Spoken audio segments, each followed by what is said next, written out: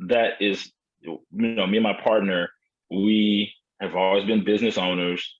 We've always kind of worked for ourselves, been independent, and done our own thing. He has an extensive background in entertainment and sports as well. He's worked with a number of talent and athletes like myself. He's a little bit older than I am, so we have a couple two generations. He knows a bunch of people. I know a bunch of people, and then we have some mutual friends along the way. He's always kind of done his own thing, and I've always kind of done my own thing. Then we came together and realized we're kind of cut from the same cloth. He's from Inglewood, California, which is right down the road from South Central.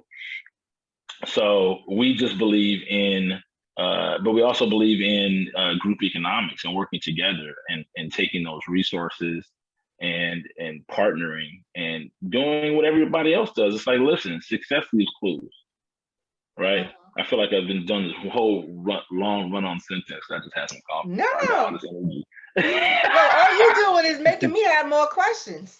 You're right. Good. So we believe success leaves clues, and success leaves clues means what exactly? It means look at who's doing what around you. Sometimes it's not about recreating something from scratch. It's about maybe doing what's being done, but your own way. You don't have to reinvent the wheel, right? Maybe your wheel is a little different than the next wheel, but the wheel we know works, right? Because it's a wheel and it works already.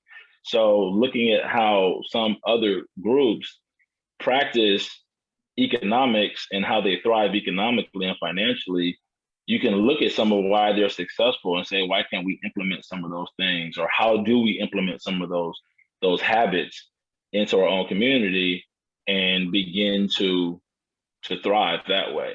A lot of us like to do things alone and by yourself, right? They say if you want to go somewhere fast, go alone. If you want to go far, go together, right? And it's important that we go far. So we're very, very big on brotherhood and the men coming together and working together and being leaders in our community and showing just being an example to the community that, like, look, this can be done. We do a lot of talking in our community, a lot of talking. There's a lot of pundits out there, a lot of guys a lot of rhetoric, a lot of speech, a lot of yakety yakety yak. How about we just start doing stuff? Like, it's 2021 for crying out loud. Let's start doing things. We got to start, I'm sure the fatigue is like so overwhelming of the marching, the protesting, the bitching, the moaning, the complaining. It's let's do something. Let's do something. Yeah. Make it even if you believe in reparations, it's a debt that's old. That doesn't mean your grind should stop over here. Right. It's like, okay, you loaned your people down the street $100. They owe you $100. That doesn't mean you're not gonna get up and go to work the next day because your people owe you $100. Right. That would be foolish. You got to keep. That would be foolish. So it's very important that we harness our resources, activate them, galvanize our resources, and motivate forward. And this is part of what Los Negros stands for. It's part of it. It stands for excellence. It stands for sophistication. It stands for regality. It stands for mystique. Everything that is associated with Black that's of another level of sophistication, right? And all those other things combined. Yeah. Right. So we're knocking out a few birds with one stone, and we just kind of love it, brand, and it's how we're kind of growing organically. No pun intended, because that's organic juice. So this way. All right, let me slow down. Go ahead. Yeah, let you get a couple questions in. Okay. So let's go back a little bit, because I know you say you work with a lot of entertainers and stuff like that, and you mentioned a few things about the music industry. And one of the things that I've been working with the DC Music Summit is we've been talking a lot about two things: one, healthcare or insurance within the Black and Brown community, and the next thing is retirement savings and investment in the Black and Brown community, because there's a lot of things that have been happening. I know entertainers who have GoFundMe pages set up because they don't have the proper health care set up They might not have the proper retirement funds saved up, and they're finding themselves in a situation where, where are they going to live? How are they going to get their medicine? How are they going to get certain things that they're not able to get and have? And as you already know, we saw, or we witnessed a couple of deaths this past couple of weeks, with DMX and Black Rob and Shock G. I'm not sure of what Shock G's situation is, but I know that definitely Black Rob, I went to his funeral, definitely he had a lot of health issues leading up to his death. And I said, it's so much pressure in the Black and brown community because we talk about, but like I said, just having a life insurance policy, having good credit, not going to jail. Like, look, there's a lot of pressure, there's a lot of pressure on us, So it's like you have all these things coming at you. Let's just say you're someone who's not familiar with all those things. You're not, you're not familiar with 401ks, pensions, Roth IRAs, what have you. We don't understand what equity is. We don't understand any of those things. So now you're coming to us with all this information. How do we process and dissect what's priority? What do we need to sustain and to develop generational wealth?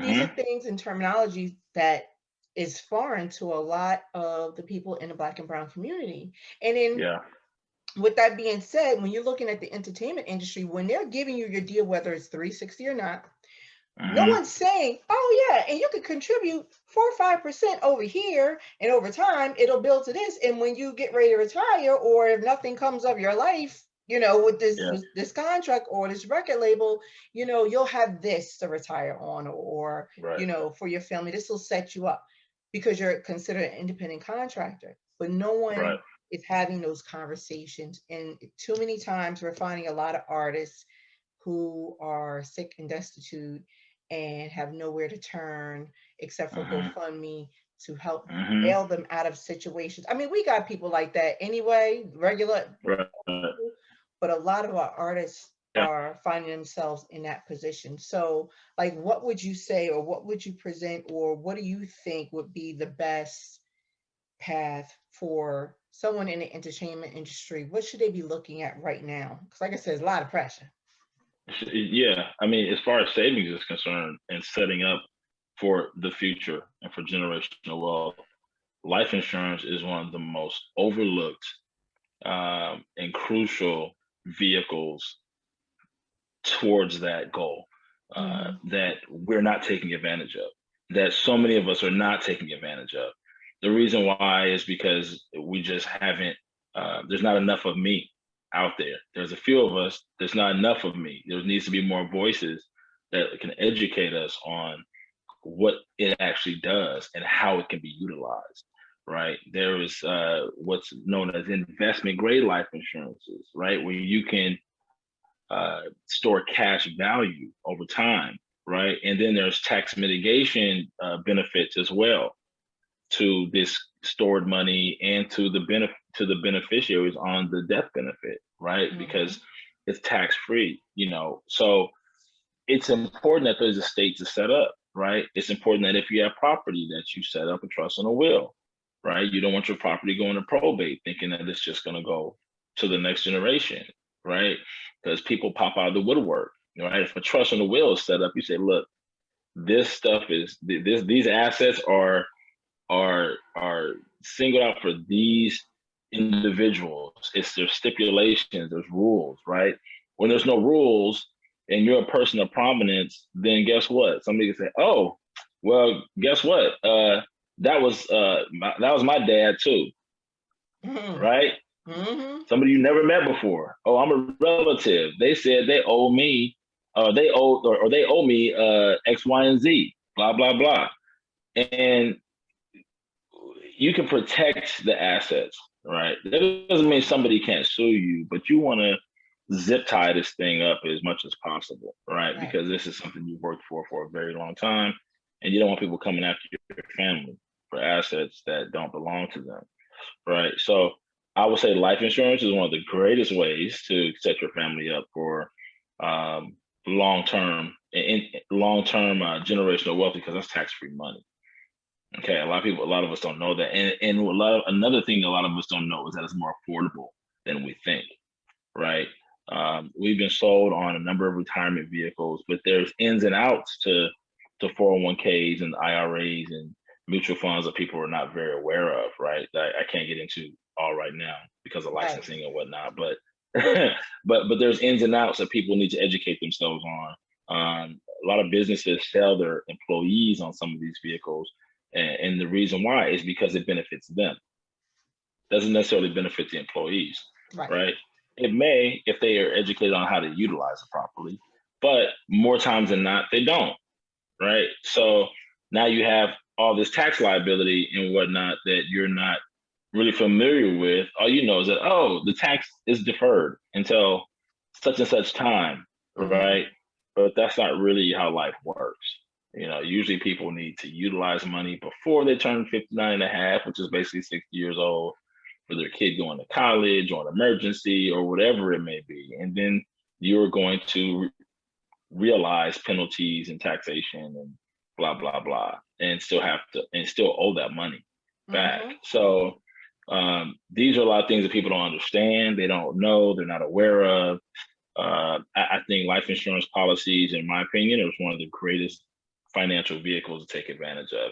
And you'll find many of the wealthy have multiple of them, multiple policies for various different reasons based on what it's for, right? So then I'll sit down with clients and I'll map out a plan, excuse me, based on what their assets are, based on what their goals are, based on what their family structure is like.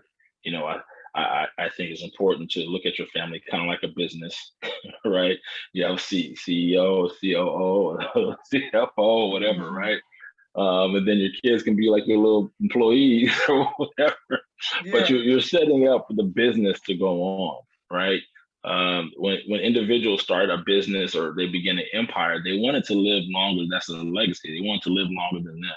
They want that business to be successful and to move and go and be successful beyond their existence, right? And the same thing applies to the family. They want the family to exist and be fruitful and be successful beyond them. So it's important that those businesses are protected, and so are those families. My financial firm, that we have our slogan is protecting futures, one business and family at a time. Right. And why do I say business first? Business is first because businesses take care of families. Businesses employ families. If you don't have a business, then those people are out of work. They can't take care of their family. Right. So you have to prioritize, right? Okay, let's make sure the business is straight. That way everybody can still eat, everybody can still have a living, make a living, and have a lifestyle. So I would say life insurance is very important. If somebody could learn how to save, then they can also invest. Right. And become an investor. Right. A lot of people have decent paying jobs, and just because they mismanage money, you don't have to have a $200 direct cable bill, every month. You can redirect those funds into something that's going to be more beneficial to you. There's a number of things. I mean, I've sat down with so many clients that spend funds on superficial things that they really don't need, but they really want to get ahead. So if they really want to get ahead, you got to buckle down and just tighten up where you're spending and look at your spending habits. It might be like, oh, we're not going to the bar this week. We're staying home. We're not eating out. We're not eating out tonight. We're staying home. There's a number of things that you can do to, okay, Netflix, $8 a month. Okay, I don't need the $12 plan that I can have 2 accounts open at the same time.